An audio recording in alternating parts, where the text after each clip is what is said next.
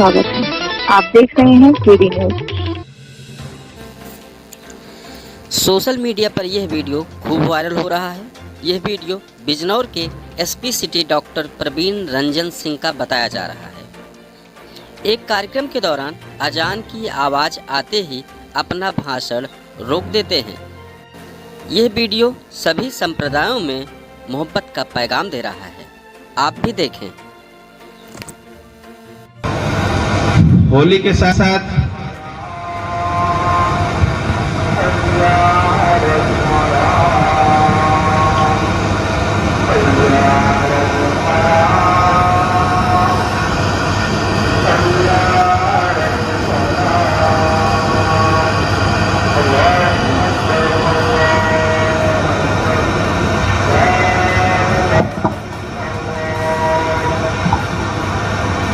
स्वागत है। आप देख रहे हैं केडी न्यूज।